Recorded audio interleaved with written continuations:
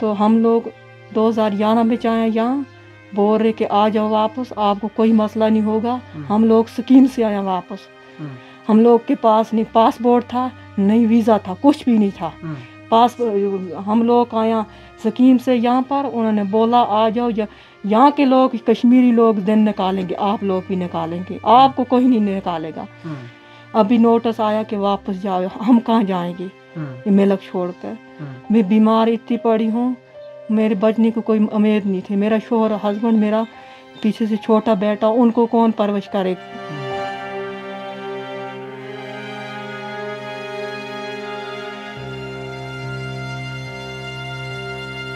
मेरी बड़ी बेटी है 15-16 साल की है, छोटे वाली 14 साल की है। अब कहाँ जाऊंगी मैं लेके? मुल्क छोड़ कर कहाँ जाऊंगी? मुझे गोली दे दो यहाँ, मेरे बच्चों को काट दो, मगर मैं वापस नहीं जाऊंगी। यहाँ ही काट दो, मगर मैं वापस नहीं जाऊंगी। मेरा यही बयान है, मेरी बेटियों का बयान है। मेरी बेटियां बोल रही हैं मुझे पापा से खींच रहे हो। मैं कहाँ जाऊंगी? मैं पढ़ती हैं इस वक्त, मेरी बेटी बड़ी 10वीं में पढ़ती है। कहाँ जाएंगे हम लोग?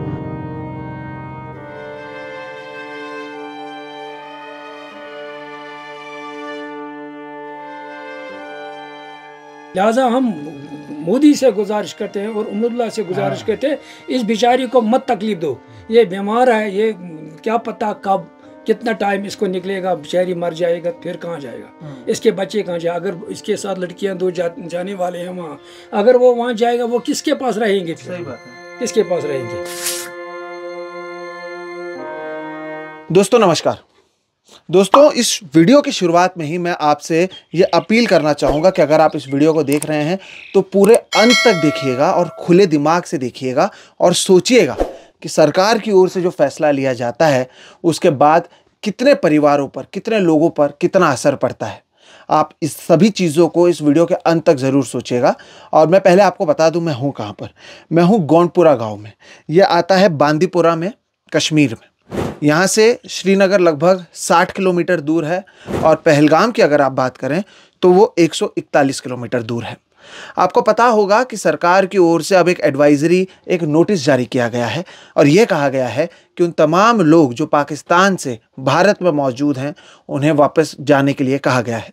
तमाम टीवी चैनल्स पर आपने कई लोगों को जाते हुए भी देखा होगा, लेकिन इस सब के बीच में ऐसे कई लोग हैं जिस पर इसका असर पड़ा है और यह दर्शाता है कि कश्मीर अपने आप में कितना कॉम्प्लिकेटेड है और शायद सरकार को इन तमाम चीज़ों के बारे में सोचने की ज़रूरत है। दर्शकों पहले आप एक बैकग्राउंड समझिए, फिर हम बात करते हैं। 2010 की बात है। उमर अब्दुल्ला जम्मू कश्मीर के मुख्यमंत्री बने थे और उनकी ओर से एक पॉलिसी ले आई गई थी जिसका नाम रखा गया था रिहैबिलिटेशन पॉलिसी। उसके जरिए दर्शकों हुआ यह था कि 1998 से लेकर 2009 तक तमाम ऐसे लोग थे जो उस पार चले गए थे, लेकिन वहाँ पर उनके फैमिलीज हो गए थे, वो वहाँ पर रह रहे थे और उनका ऐसा कोई काम नहीं हो रहा था जिससे कि भारत पर असर पड़े। इसी के तहत एक पॉलिसी लाया गया कि उन तमाम लोगों को फिर से भारत लाया जाए, फिर से अपने कश्मीर में लाया जाए जो उस पार गए हुए हैं, और इसका नाम रखा गया था रिहैबिलिटेशन पॉलिसी। इसकी शुरुआत उमर अब्दुल्ला ने की और लगभग 1989 से लेकर 2009 के बीच में ऐसे तमाम युवा जो उस तरफ गए हुए थे वो वापस आए। 400 से ज़्यादा लोग आए।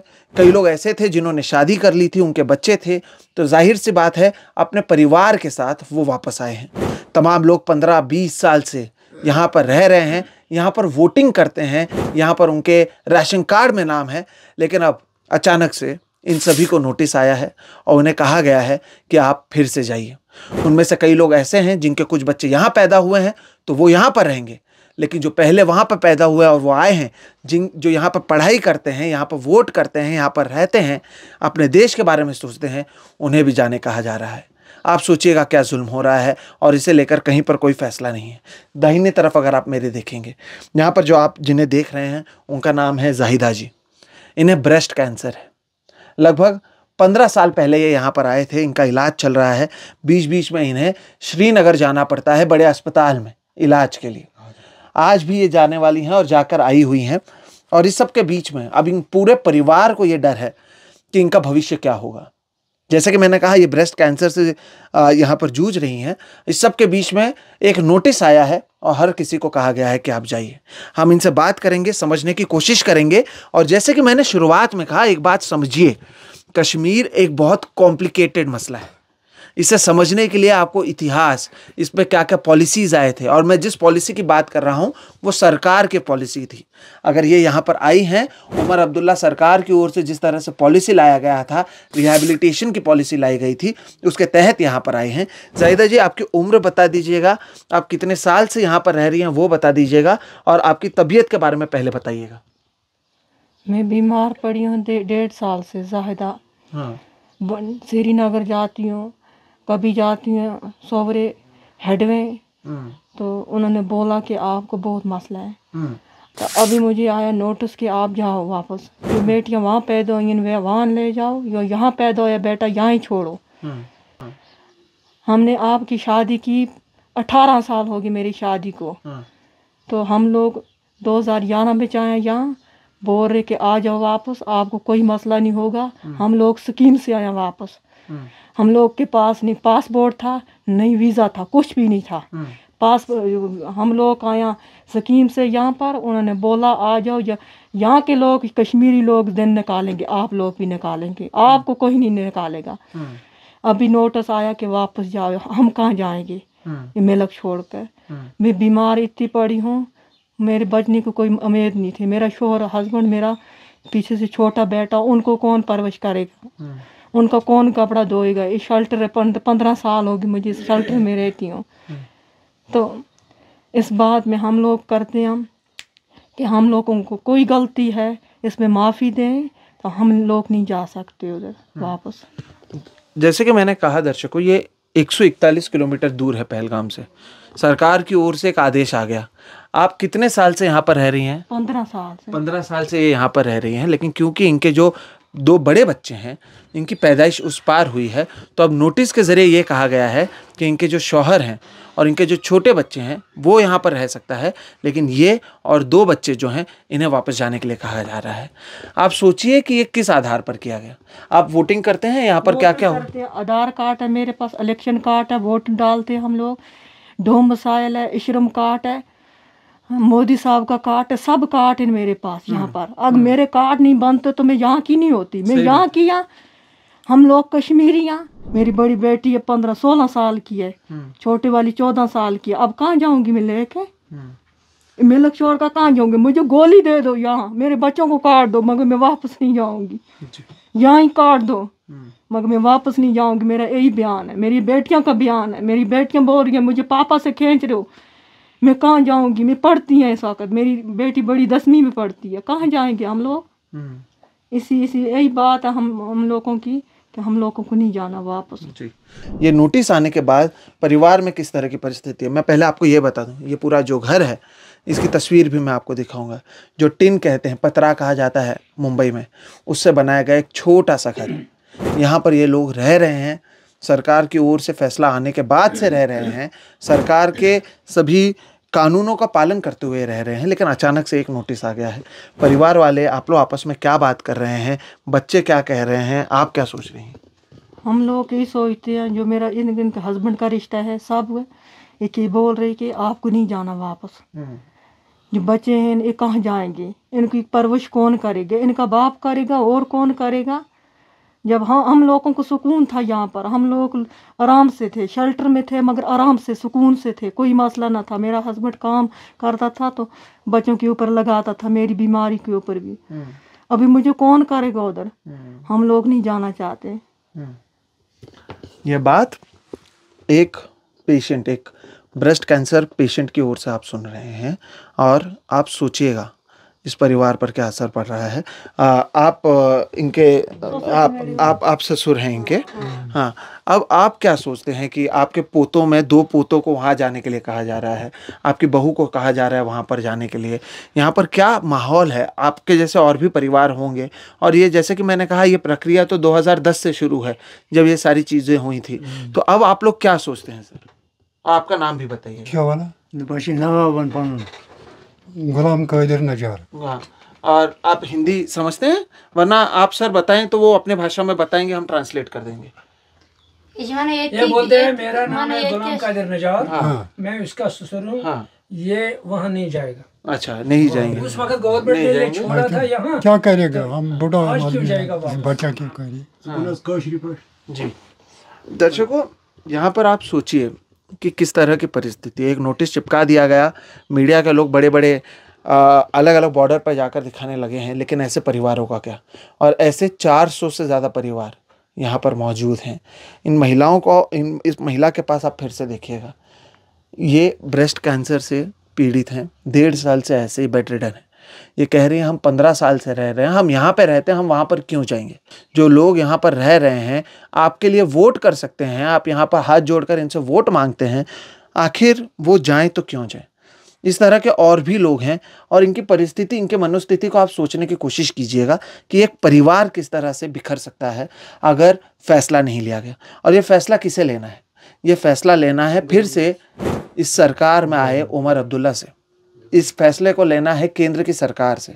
उमर अब्दुल्ला जी को यहाँ पर यह याद रखना चाहिए कि 2010 में जब ये स्कीम आई थी, उन्होंने ही स्कीम को लाया था।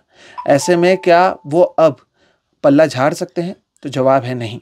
आप आसपास रहते हैं सर, आप सब, आप लोग क्या सोचते हैं, ये कब से आप देखते हैं, पूरा परिवार का रवैया कैसा रहा है, और अब जब ऐसे नोटिस आया तो आप लोग क्या सोचते हैं? देखो जनाब, ये तकरीबन 16-17 साल से यहीं बेचारी थी। हाँ। बेचारी गुर्बत में अपना गुजारा करते हैं, बहुत गुर्बत है उसको, और बीमार भी है, और उसके बच्चे छोटे बच्चे हैं। जब वो बच्चे 2 इसके साथ जाएगा, एक रहा रहता है, उसको क्या बिखर जाएगा, उसकी हालत कैसी हो जाएगी। हाँ, ये गवर्नमेंट को सोचना था, ऐसी पेशेंट को वहाँ नहीं लेना था। उससे हम गवर्नमेंट से रिक्वेस्ट करते हैं कि गवर्नमेंट इस बारे में सोचे कि इसको जुल्म मत करे, ये जुल्म है इसके लिए। यहाँ के जो आपके स्थानीय नेता होंगे, एमएलए होंगे, एमपीज होंगे, निजामुद्दीन भट्ट साहब, उन लोग से बात हुई, वो कुछ कह रहे हैं? नहीं, वो क्या करेगा, जब पिछला ऑर्डर था वो निजामुद्दीन क्या कहेगा इस बारे में। ये ऊपर से आया ऑर्डर, उमर अब्दुल्ला ने दिया और मोदी जी ने दिया। हाँ, इस बारे में वो क्या करेगा बेचारा। हम उसके पास अगर जाएंगे तो या तो उसके पास कोई इख्तियार हो तो वो इसको छोड़ेंगे, जब उसको इख्तियारात नहीं है तो वो क्या छोड़ेंगे इसको। लिहाजा हम मोदी से गुजारिश करते हैं और उमरुल्लाह से गुजारिश करते हैं, इस बेचारी को मत तकलीफ दो। ये बीमार है, ये क्या पता कब कितना टाइम इसको निकलेगा, बेचारी मर जाएगा, फिर कहाँ जाएगा, इसके बच्चे कहाँ जाए। अगर इसके साथ लड़कियां 2 जाने वाले हैं वहाँ, अगर वो वहाँ जाएगा वो किसके पास रहेंगे? सही बात है, किसके पास रहेंगे? ये सोचना है गवर्नमेंट को। अगर गवर्नमेंट इतना बड़ा गवर्नमेंट है, इतना वो सोचते हैं लोगों का, इसका क्यों नहीं सोचेगा? अगर ये बीमार है वो क्यों नहीं सोचेगा इसका?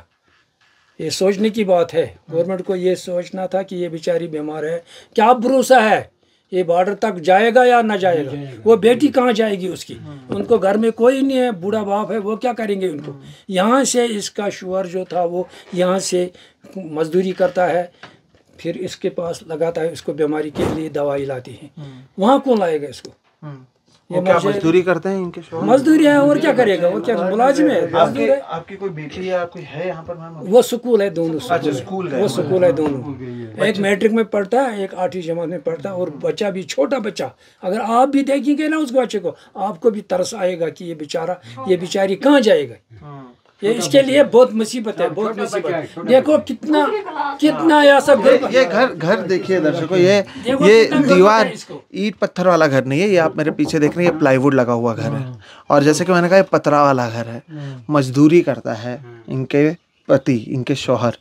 वो गए थे उस पार, रिहैबिलिटेशन के जरिए वापस लाया गया। सरकार के आदेश के बाद, सरकारी पॉलिसी के बाद ये वापस आए हैं। मैम, मैं आपसे एक सवाल ये पूछना चाहूँगा, आपके बच्चे स्कूल में हैं और इस तनाव में आपको मैं देख पा रहा हूँ, आसपास के आपके लोग इतने डरे हुए हैं, तनाव में हैं, आपके लिए सोच रहे हैं। बच्चे अपने छोटे जो उनके भाई या बहन हैं उनके बारे में भी सोचेंगे कि अरे मैं वहाँ कहाँ जाऊँगा जब वो इतने साल रहे हैं। क्या कहते हैं आपसे? रोते हैं बार बार, छोटा भी रोता है, मम्मा मैं कहाँ जाऊँगा। यहाँ बेटियां भी रोत के मम्मा हम लेकर बोल रहे कि यहाँ से जाओ, वापस कहाँ जाएंगे। यहाँ पापा है, यहाँ पापा मजदूरी करता है, वो लाता है मेरे ऊपर पैसे, बच्चियों के ऊपर लगाता है। बच्चे पढ़ते हैं, अपना बाप लगाएगा तो और कौन लगाएगा उनके ऊपर। जब वही कमाता है तो वही उनके ऊपर खर्च भी करता है। फिर वो बेटियां रोत के बार बार, उनको एक हफ्ता या ना खाना ना कुछ। आज निकलिए स्कूल, जब मैंने कहा पागल हो जाएंगे घर में, मैंने कहा बेटियों को आज जाओ स्कूल। घर में थे बच्चे तीनों, इतनी उनको परेशानी थी, दिन रात रोते थे। पापा को पकड़ के बोलते थे हम कहाँ जाएंगे, हमको बोलते कि जाओ वापस। हमारा पापा है, उसकी जगह यहाँ कश्मीर में रहने वाला पापा है, तो बच्चों को बोल रहे कि वापस जाओ। कहाँ जाएंगे बच्चे हैं? उसकी बीवी है, उसको बोल रहे कि वापस जाओ, वो कहाँ जाएंगी?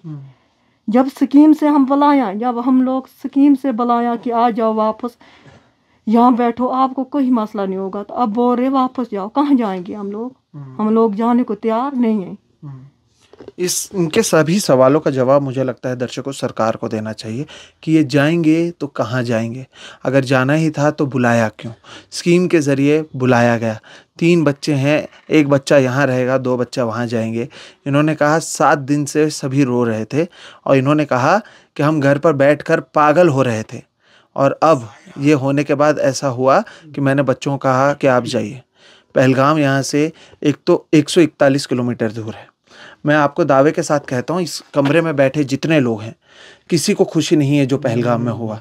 हर कोई गुस्से में है, हर कोई सहमा हुआ है। 180 किलोमीटर प्यार का भूखा है। हम नहीं चाहते हैं कहीं भी दुनिया में, और हम हर एक से प्यार करते हैं। दुनिया में जो भी है हम नहीं चाहते किसी भी जगह दुनिया में कहीं भी दहशतगर्दी ना हो। हम पुरजोर अल्फाज में जो भी बैसरन पहलगाम में वाक़ा हुआ, हमको अभी तकलीफ़ में हैं, हमें महसूस है, हम इंसान हैं। हमें वो जो वहाँ बैसरन में हुआ, हम अभी उस सदमे से नहीं निकल पा रहे हैं। हम उसकी पुरजोर अल्फाज में मजम्मत करते हैं।